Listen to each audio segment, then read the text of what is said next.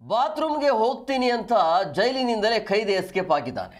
ಬೆಳಗಾವಿಯ ಹಿಂಡಲಗ ಜೈಲಿನ ಖೈದಿ ಅನಿಲ್ ಲುಂಬುಗೋಳ ಅಂತೇಳಿ ಆ ಖೈದಿಯನ್ನ ಮರಳೀಗ ವಶಕ್ಕೆ ಪಡೆದುಕೊಂಡಿದ್ದಾರೆ. ಪೊಲೀಸರು ಕೂಡ ವಶಕ್ಕೆ ಪಡೆಯುವಲ್ಲಿ ಯಶಸ್ವಿಯಾಗಿದ್ದಾರೆ.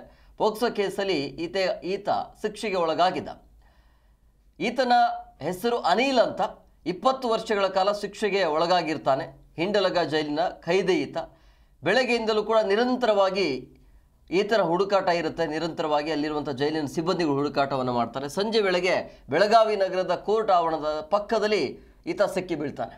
ಇಡೀ ದಿನ ಬೆಳಗಾವಿಯ ವಿಮ್ಸ್ ಆಸ್ಪತ್ರೆಯಲ್ಲಿ ಆತ ಅಡಗಿಕೊಂಡಿರ್ತಾನೆ. ಸಂಜೆ 6 ಗಂಟೆಯ ಸಮಯದಲ್ಲಿ ಓಡಿ ಹೋಗೋದಕ್ಕೆ ಈತ ಪ್ಲಾನ್ ಮಾಡಿಕೊಂಡಿರ್ತಾನೆ. ಈ ವೇಳೆ ಓಡುವಂಥ ಸಂದರ್ಭದಲ್ಲಿ ಅಥವಾ ಓಡಿ ಹೋಗುವಂಥ ಸಂದರ್ಭದಲ್ಲಿ ಕೋರ್ಟ್ ಆವರಣದ ಪಕ್ಕದಲ್ಲಿ ಖೈದಿಯನ್ನು ಮರಳಿ ವಶಕ್ಕೆ ಪಡೆದು ಪೊಲೀಸರು ವಾಪಸ್ ಕರ್ಕೊಂಡು ಬಂದಿದ್ದಾರೆ. ಬೆಳಗಾವಿ ನಗರದ ಹಿಂಡಲಗ ಪೊಲೀಸರಿಂದ ಖೈದಿಯನ್ನು ವಶಕ್ಕೆ ಪಡೆದುಕೊಳ್ಳಲಾಗಿದೆ.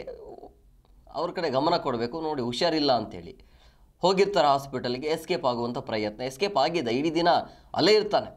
ಆಮೇಲೆ ಹೇಗೋ ಸಿಕ್ಕಿ ಬಿದ್ದಿದ್ದಾನೆ.